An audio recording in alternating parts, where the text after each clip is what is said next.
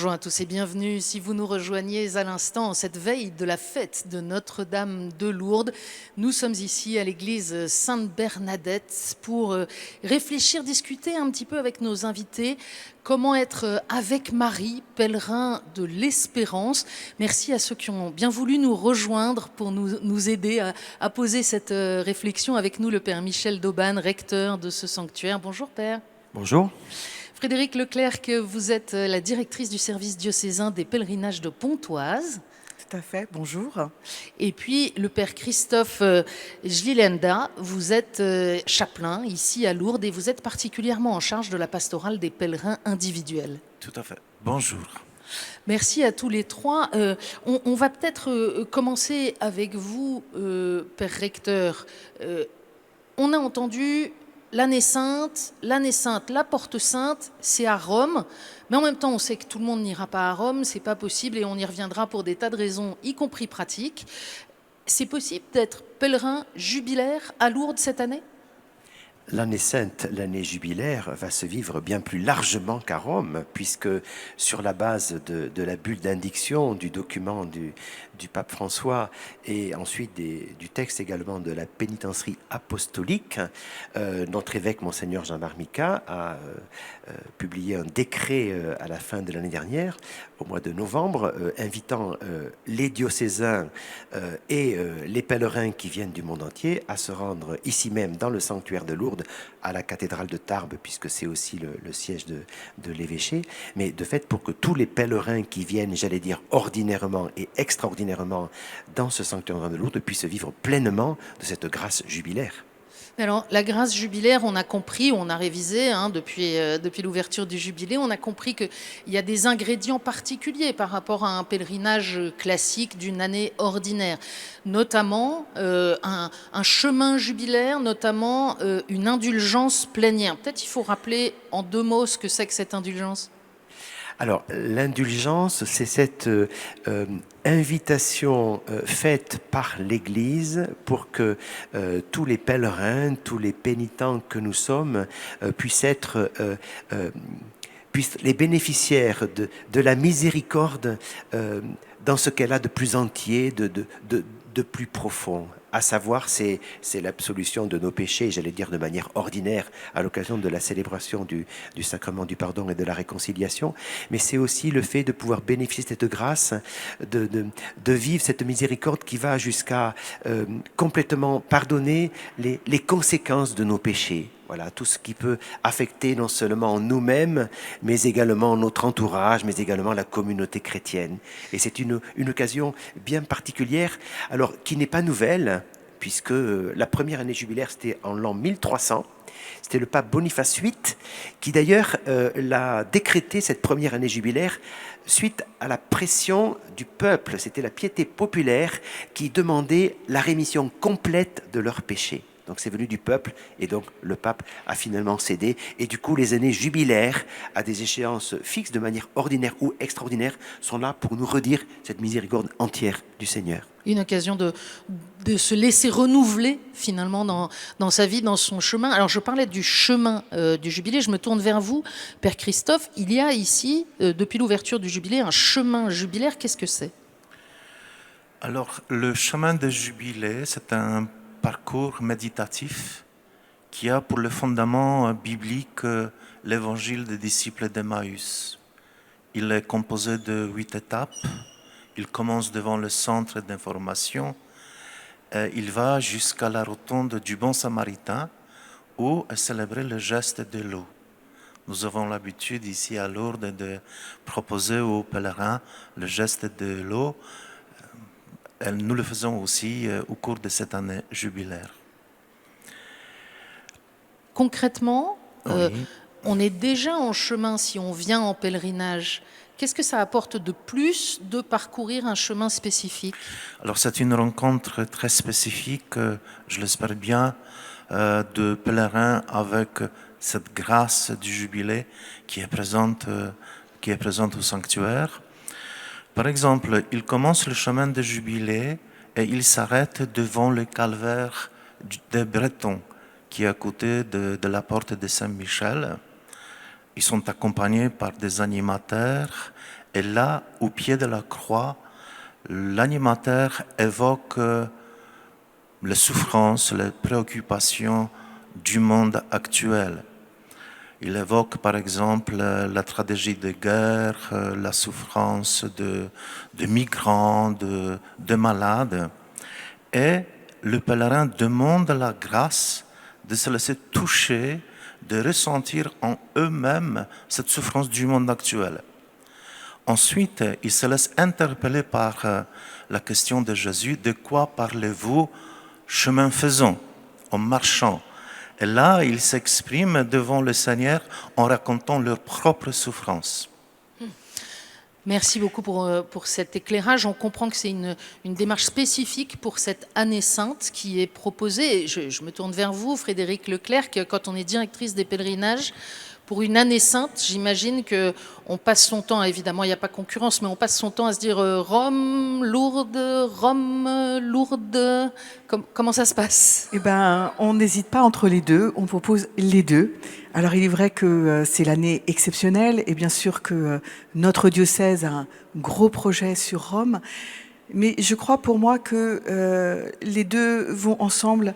Je disais tout à l'heure au père d'Auban, lorsque je pense à cette année jubilaire, moi j'entends en Genèse 12 l'appel que le Seigneur fait à Abraham. Pars, quitte ton pays, va vers le pays que je t'indiquerai. Et je crois que pour moi cette année, c'est d'abord répondre à l'appel du Seigneur. Alors effectivement, cette année, elle est particulière parce que on est appelé à Rome, mais tout le monde ne pourra pas aller à Rome pour des raisons financières, pour des raisons aussi d'organisation, de logistique. Rome, c'est beaucoup de pavés et des personnes en fauteuil roulant, ça va être compliqué pour elles. Alors, eh bien, autant venir ici, à Lourdes, vivre de cette grâce aussi, et puis de se mettre dans les bras de Marie, qui est notre modèle de l'espérance. Il y a des grâces particulières de l'accueil de certains publics ici à Lourdes, les personnes malades évidemment, les personnes en situation de handicap. Je pense aussi aux personnes en situation de précarité.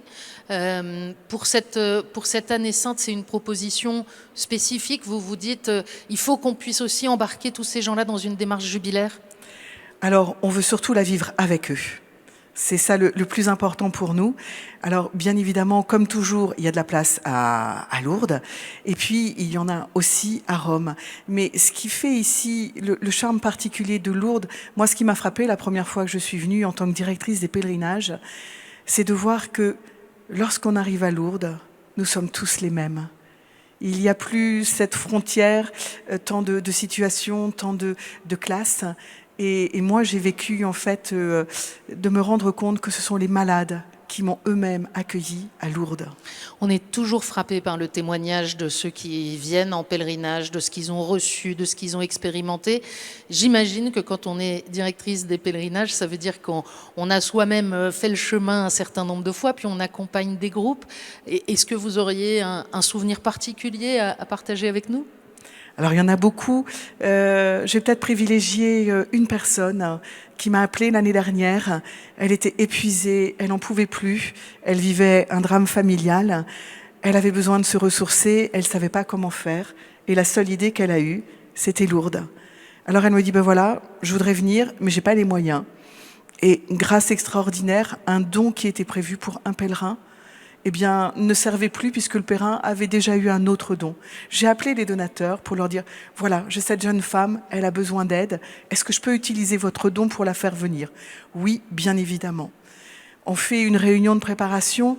À la fin de la réunion de préparation, elle est en larmes. Elle me dit, oh, la personne à côté de qui vous m'avez fait asseoir, ce sont les beaux-parents de mon ex-mari. Je ne sais pas comment ça va se passer. À la messe, je m'excuse, mais je me suis fâchée contre le Seigneur en disant « Mais comment tu peux faire ça? Enfin, c'est pas possible !» Eh bien, arrivée à Lourdes, elle avait une valise neuve, elle ne retrouvait plus le code pour ouvrir sa valise. Les personnes qui sont descendues pour l'aider, ce sont ses beaux-parents. Ils se sont parlé, ils se sont retrouvés, ils ont vécu tout le pèlerinage ensemble, les liens familiaux se sont renoués.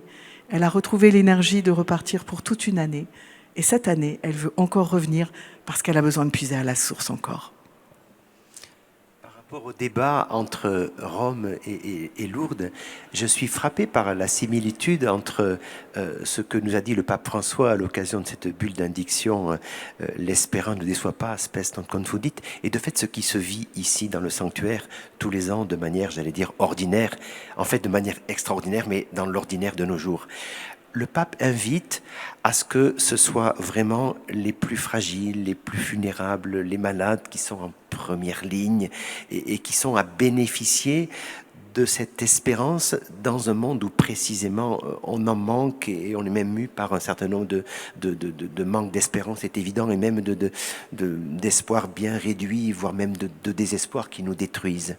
Et de fait, ici, au gré des jours, c'est vraiment ce qui se vit et ce qui est très très beau comme étant ce lieu où précisément on repart tous, on arrive bien en difficulté avec, comme les pèlerins d'Emmaüs, bien désappointés, c'est le moins que l'on puisse dire, et on repart avec un sourire sur le visage, une joie, une paix dans le cœur et voilà, une espérance. En quoi, Père Dauban, est-ce que Marie nous aide spécialement sur ce chemin de l'espérance? Marie, elle séduit tout le monde. Lorsqu'on est devant la grotte, tout le monde craque. Tout le monde craque parce que il y a ce lieu de grâce particulier qui est le lieu des apparitions. Il faut quand même le redire à la veille évidemment de la première des apparitions, où un climat de paix, de sérénité, de prière touche les uns et les autres dans le regard que chacun a envers la statue de la Vierge Marie, mais également dans les regards mutuels et dans ce qui se vit donc aussi communautairement, ecclésialement. Et Marie, elle nous renvoie à son Fils, inéluctablement, immanquablement. Donc de fait, nos batteries d'espérance, elles sont vraiment rechargées lorsque après on va quitter ce lieu pour repartir, je ne vais pas dire vers Jérusalem, mais en tout cas vers nos lieux de vie respectifs. Père Christophe. Je pense qu'en faisant ce chemin de jubilé ici, en ce lieu saint, le lieu marial par excellence, on peut découvrir, redécouvrir auprès d'elle, Marie, sur quel fondament repose notre espérance. Quand je pense à Marie le jour de l'Annonciation, au pied de la croix, je me dis que nous pouvons beaucoup apprendre d'elle et construire notre espérance chrétienne à la base de son expérience de vie. Elle, Marie, nous apprend beaucoup. Je voudrais qu'on revienne à cette démarche jubilaire parce qu'elle est codifiée, pas par amour de la règle, mais parce que ça nous fait entrer dans une pédagogie aussi, et puis ça participe de ce désir de profiter de l'année sainte pour se laisser renouveler. Vous nous avez parlé du chemin jubilaire qui fait partie des œuvres qu'on peut accomplir dans cette démarche jubilaire. Il y a la dimension, le Père Dauban le rappelait avec l'indulgence, de la réconciliation, se laisser réconcilier avec Dieu. Vous êtes chapelain, Père Christophe. J'imagine que cette année, les chapelains, vous serez plus encore que d'habitude, si c'est possible, disponibles pour le sacrement de réconciliation. Oui, c'est vrai, même pendant le temps entre midi et 2, comme on dit, nous allons confesser cette année, pendant l'année jubilaire, donc pratiquement tout le temps, de le matin jusqu'au soir, il y aura la possibilité de vivre la réconciliation. Merci pour cette précision. Frédéric, qu'est-ce que vous attendez de cette année? J'attends beaucoup de grâce. J'espère pouvoir encore être touchée par tout ce qui se vivra. Et je repensais, ce qui est de beau aussi à Lourdes, c'est que nous avons tous ces gestes sur lesquels on peut s'appuyer. Père Dauban, vous parliez des regards, mais il y a aussi tout ce qui se vit en allant au rocher, en étant aspergé avec l'eau de Lourdes, en vivant le geste de la lumière, et puis l'huile qu'on reçoit au moment de l'onction des malades. Et en tout cas, dans notre diocèse, c'est un moment qui est vraiment très beau et très fort. Et nous avons 3 générations qui viennent, les jeunes, des valides, des malades. Et tous ces gens-là reçoivent ce sacrement et ils sont transfigurés à ce moment-là. Et je crois que c'est ce que j'aimerais voir, cette transfiguration, la capacité que l'on a à laisser l'espoir pour passer à l'espérance, se laisser toucher et porter, savoir que le Seigneur est là, il chemine avec nous et il va nous conduire tout au long de cette année et encore après. Cette découverte aussi que précisément avec des âges différents, avec des parcours de vie différents, avec des situations de vie différentes, on a quelque chose à s'apporter les uns les autres. C'est aussi une des grâces de ces pèlerinages. Alors ça, oui. Je pourrais même en témoigner. La première année où je suis venue ici, j'ai voulu faire un temps intergénérationnel de partage de la parole. Il y a eu beaucoup de réticences. On m'a dit, quand même, t'exagères. Mais j'ai tenu bon. Et j'ai vu que petit à petit, ce sont les jeunes qui se sont levés pour aller voir des malades, pour se mettre avec eux. Et la sauce a prise. Et j'étais dans cette église-là. Et je suis allée à la fin derrière. J'ai regardé tous ces groupes. Et il y avait des échanges. Les malades écoutaient les jeunes écoutaient des malades. Chacun s'apportait. Et moi, je peux vous dire que la grâce que j'ai reçue à ce moment-là, c'est de sentir au fond de moi une boule d'énergie, de chaleur qui s'est développée. Et je me suis dit, ben voilà, c'est ça pour moi de vivre le pèlerinage à Lourdes. Père d'Auban, vous entendez ces témoignages depuis que vous êtes recteur en permanence. Vous êtes touché à chaque fois de découvrir que ça fonctionne, qu'il se passe tellement de choses dans tellement de vies dans ce lieu dont vous avez la responsabilité. Je suis émerveillé comme au premier jour de ma nomination et du reste, je l'étais avant, d'une autre manière bien sûr, puisque je n'étais pas recteur. De fait, je complète aussi ce parcours jubilaire qui va se vivre, le Père Christophe nous en a parlé. Il y a, j'allais dire, bien d'autres portes d'entrée pour accéder à cette grâce jubilaire, et reprenant évidemment aussi tout ce que nous dit le pape François, avec, alors on a évoqué la célébration du sacrement de la réconciliation. Soulignons évidemment l'importance de la messe avec toutes les célébrations de la messe qui seront vécues ici même.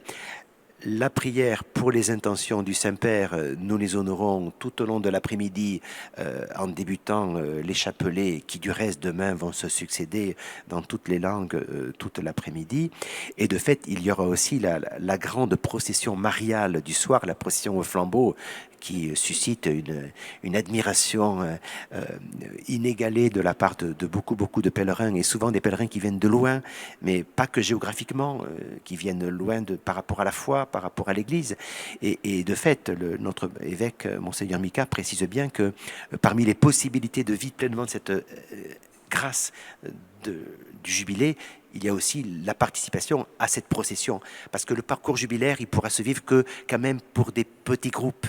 Voilà, mais pour les grandes foules, c'est toutes les processions que nous organisons habituellement qui seront proposées.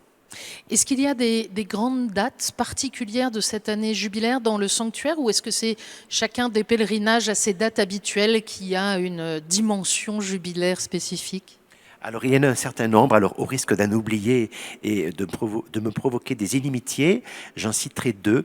La première, c'est le 14 juin, puisque ce sera l'anniversaire, le centenaire de la béatification de Sainte Bernadette, qui sera évidemment célébré à Nevers, où son corps repose dans la châsse du couvent Saint-Gilles-d'Arc, mais également, évidemment, ici à Lourdes, à l'occasion de 3 jours de fêtes, de célébrations, de rencontres, de catéchèses, 12, 13 et 14 juin.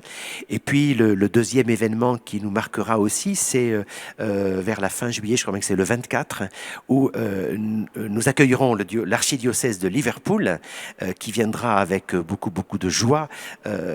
C'est envie de célébrer cette grâce jubilaire, puisque ce sera aussi l'occasion d'évoquer le 71e anniversaire, le 71e miraculé de Lourdes.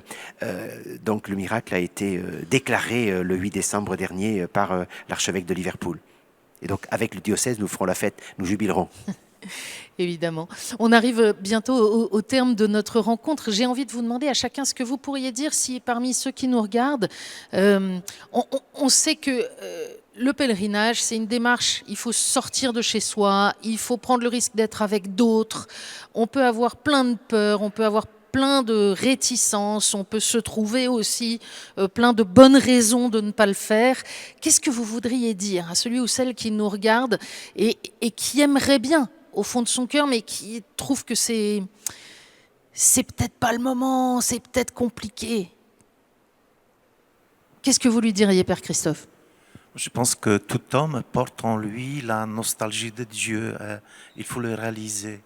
Et c'est cette nostalgie de Dieu qui nous demande de se mettre en route et d'aller vers les lieux comme le sanctuaire de Lourdes. Et je crois que cette année, plus que d'habitude, le Seigneur va vers nous parce que c'est l'année jubilaire. Il veut nous rencontrer. Il frappe à notre porte de façon plus intense que d'habitude. Frédéric.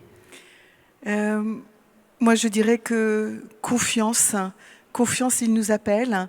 Et nous sommes là, tous les services diocésains, pour aider tous ceux qui voudront se mettre en marche.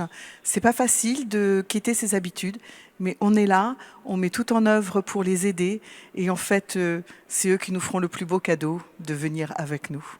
Vous parliez il y a quelques instants de ces gestes aussi spécifiques qu'on vit ici à Lourdes, cette dimension de l'incarnation de notre foi qui est très importante, qui est très ancrée dans la dévotion populaire. Et on voit peut-être qu'il y a eu quelques décennies pendant lesquelles c'était plus ou moins pas très bien vu, ou en tout cas pas très à la mode. On voit combien, en fait, on a besoin de gestes, de démarches physiques, de sentir les choses, de les toucher, d'exprimer avec son corps. Le corps est fondamental et je crois que on est vraiment en train de reprendre conscience que nous sommes une religion incarnée. On a besoin que ça passe par des gestes, que ça passe par le corps. C'est pas une religion intellectuelle, c'est une religion du cœur, c'est une religion de la rencontre. Et c'est ce que permet le pèlerinage. Et tous ces gestes, eh bien, nous permettent de nous rapprocher les uns et les autres. Et je dirais que cette année, eh bien, avec l'espérance, c'est la fraternité qui sera au cœur de tout ce qui sera proposé. Et ça n'a pas de prix. Avec une certaine humilité, un certain dépouillement aussi, parce que quand on va aux piscines, on est tous pareils. Il n'y a pas les savants et les autres. Il n'y a pas. Voilà, c'est aussi une expérience particulière qu'on vit dans peu d'autres lieux. Oui. Parce que le pèlerinage nous fait sortir de nous-mêmes, nous oblige à quitter des choses, à abandonner. Le fait déjà de franchir la porte et de dire voilà, je vais partir en pèlerinage, eh bien ça y est, le dépouillement se fait et c'est ce qui nous permet que lorsqu'on se retrouve, nous sommes tous enfants de Dieu, tous les mêmes. Père Michel d'Aubagne. Moi je dirais, il convient de se laisser faire, En fait, les apparitions, c'est l'histoire d'une rencontre entre deux jeunes filles et une Bernadette qui s'est laissée apprivoiser, qui s'est laissée regarder, qui s'est laissée respecter, qui a découvert à quel point on pouvait être respecté, on pouvait être aimé, et elle est entrée dans une relation qui a changé sa vie radicalement. Et de fait, la transposition, je le fais humblement avec tout ce qui se vit dans le sanctuaire, avec le personnel, avec une communauté d'accueil des pèlerins qui est absolument remarquable, avec beaucoup de soucis d'accueil, de prévenance, d'écoute, de délicatesse, de proposition. On n'impose rien. Chacun fait les gestes qu'il désire faire du profond de lui-même, même si c'est pas facile de les accomplir d'emblée. C'est évident que c'est pas facile d'entrer dans le bâtiment des piscines, mais en respectant pleinement cette liberté, fort de toutes les propositions qui sont faites, on est vraiment changé. Donc il faut surtout se laisser faire. Il faut accepter effectivement de ne pas mener la barque, mais de se laisser mener dans cette barque qui est l'Église, ici même dans le sanctuaire. Peut-être préciser quelque chose. Il y a cette promesse extraordinaire à la fois de Lourdes, du pèlerinage, du jubilé, d'une année de grâce et de bienfaits, du Seigneur qui vient à notre rencontre. Et en même temps, après chaque pèlerinage, quand on rentre chez soi, les difficultés, elles existent toujours. Les problèmes dans nos vies, ils existent toujours. Comment expliquer, Père d'Aubagne, que cette promesse, c'est pas vendre du rêve ? Je ne sais pas si ça s'explique, ça se vit. Et de fait, je pense que même si de retour chez soi, nous retrouvons nos difficultés, nous ne les vivons pas de la même manière. Et il y a véritablement une espérance qui nous habite, qui est l'espérance chrétienne, et dont le pape François nous invite à considérer que précisément, elle ne déçoit pas, cette espérance-là. Tout dépend en quoi, en qui nous plaçons notre espérance. Si c'est dans le Seigneur, nous ne serons pas jamais déçus. Si on veut en savoir plus, Comment est-ce qu'on fait? On trouve sur Internet le sanctuaire de Lourdes. On a compris qu'on peut venir en pèlerinage avec son diocèse, avec sa paroisse. Il y a beaucoup de propositions. On peut aussi venir en famille, venir en individuel, comme on dit. On trouve ça sur Internet? On trouve ça sans problème par tous les supports qui nous sont proposés. Merci infiniment à tous les trois de nous avoir donné le goût de cheminer avec Marie en pèlerin de l'Espérance. Et merci au service audiovisuel du sanctuaire qui nous a permis de réaliser cette table ronde.